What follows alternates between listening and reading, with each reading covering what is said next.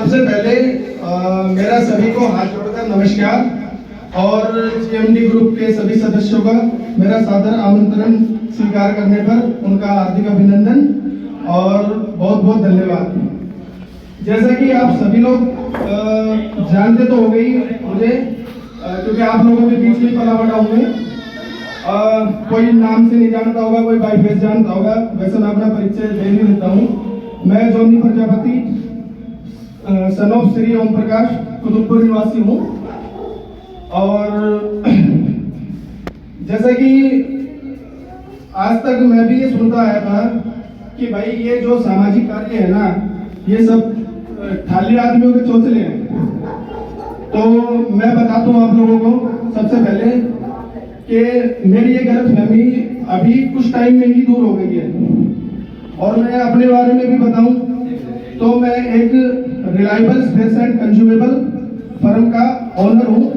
आप लोग पढ़े लिखे होंगे सब, आप गूगल पे सर्च करना रिलायबल स्पेस एंड कंज्यूमेबल, ठीक है। उसका डायरेक्टर मैं खुद हूँ और एक अच्छी खासी इनकम है। तो जब मैं खुद सेटल हुआ उसके बाद मैंने अपने डॉक्टर सुरेंद्र वर्मा जी की एक मीटिंग अटेंड की और इनकी बातों से मैं प्रभावित होकर के और मेरे मन में आया कि क्यों ना हम भी कुछ अपना योगदान करें। तो अभी क्या है कि इन्होंने अपने कुछ जीएमडी ट्रस्ट के कुछ कार्य किए हैं। आज हमने जो मीटिंग रखी है उन्हीं पर कुछ चर्चा करने के लिए रखी गई है।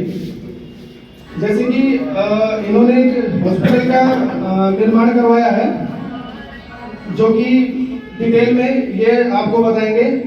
इसके बाद ये अपना जो है प्रशिक्षण में भी अपना योगदान दे रहे हैं समाज को। जैसे कि अभी इन्होंने शुरुआत की है अपने कुछ गांवों में सिलाई सेंटर की जो योजनाएं है उन पे काम किया है। इसके अलावा ये जो काम कर रहे हैं वो अपने गरीब परिवार की जो बेटियां हैं उनमें कन्यादान के रूप में कुछ सहयोग राशि के लिए भी काम कर रहे हैं। इसके अलावा इनका कुछ शिक्षा के विभाग में भी आगे जाने का कुछ विचार है और शायद अभी कर भी रहे हैं कुछ उसके बारे में। तो ये डिटेल में तो डॉक्टर साहब ही आपको बताएंगे सारी चीजें। और दूसरा जो मुद्दा था वो ये था कि हमारे समाज में पिछले 15 सालों से जो काम हो रहे हैं और जो होने चाहिए थे उनके बारे में चर्चा की जाएगी। सबसे पहले तो अगर मैं बात करूं 15 साल के कार्यकारिणी की, तो इन लोगों ने जो कार्यकारिणी के सदस्य थे सिर्फ एक धर्मशाला को लेके आ जाते हैं आगे कि भाई ये देखो एससी टॉप की धर्मशाला जो है वो कुतुबपुर की है और किसी के नहीं है। तो सबसे पहले तो मैं आप लोगों को ये समझा दूं कि जो प्रधान जी हैं वो सिर्फ कुतुबपुर के नहीं है, वो 5 गांवों के हैं। अगर उन्होंने यही धर्मशाला 5 गांवों में बनाई होती और फिर ये उसको मुद्दे को आगे करते तो हम उनकी बातों की सराहना करते। लेकिन सिर्फ एक कुतुबपुर की धर्मशाला बना करके शिक्षा विभाग को पीछे छोड़ दिया इन लोगों ने। हमारे जो आर्थिक रूप से कमजोर है, हमारे जो समाज के लोग जो आर्थिक रूप से कमजोर हैं, उनकी कभी सहायता ना की गई, ना कभी सोची गई उनके बारे में। जो गरीब कन्याएं हैं, जो बेटियां हैं, उनकी शादी में कभी कोई सहयोग किसी प्रकार का नहीं दिया गया, ना कभी उनके बारे में बात की गई। ठीक है, जब भी कोई मंत्री हमारे समाज के लिए कोई मंत्री आया, उनसे हमारे समाज को आगे बढ़ाने की कोई मांग नहीं की गई किसी प्रकार की भी। सिर्फ और सिर्फ पैसों को लेकर मांग रखी गई कि इतने पैसे चाहिए। देखिए, मैं इतना बड़ा भी नहीं हूँ, मुझे इतनी ज्यादा नॉलेज भी नहीं है कि उन पैसों का क्या होता है क्या नहीं होता है, मुझे नहीं पता, सारे समाज को पता है। ठीक है, मुझे नहीं पता इतना। लेकिन मैं कहता हूँ कि हमारे समाज का कि बच्चों के बारे में बात क्यों नहीं की जाती, मंत्रियों के सामने उनके बारे में कुछ मुद्दे क्यों नहीं रखे जाते कि भाई आप जीतोगे तो हम आपके साथ में रेडी है, तैयार है लगने के लिए। लेकिन हमारे बच्चों का क्या फायदा आपके जीतने के बाद? क्या कभी ऐसी कोई बातें की गई है? मैं आप लोगों से पूछना चाहता हूँ, क्या ऐसी कोई बातें की गई? नहीं की गई। तो मैं ये कहना चाहूंगा कि सबसे पहले कि अपना ये जो सामाजिक काम है ये खाली रखते आदमियों का काम नहीं है। ये हम काम करते करते भी कर सकते हैं। आज संडे का दिन है, मैक्सिमम लोगों की छुट्टियां होती हैं, तो हम सामाजिक काम के लिए चर्चा कर सकते हैं संडे के दिन। चलो भाई, हर संडे को नहीं कर सकते, किसी किसी संडे को तो कर सकते हैं, तो क्या दिक्कत है, हम अपना थोड़ा सा योगदान दे दें। दूसरा, ये लोग वोट के नाम पर 100 रुपए मांग रहे हैं। पहले इन लोगों ने 50 रुपए मांगे, आजीवन सदस्यता दी, फिर वो आजीवन खत्म हो गई, अब 100 रुपए मांग रहे हैं। कल को इसको खत्म कर देंगे, 500 मांगना शुरू कर देंगे। अरे भाई, मोनोपोली है क्या?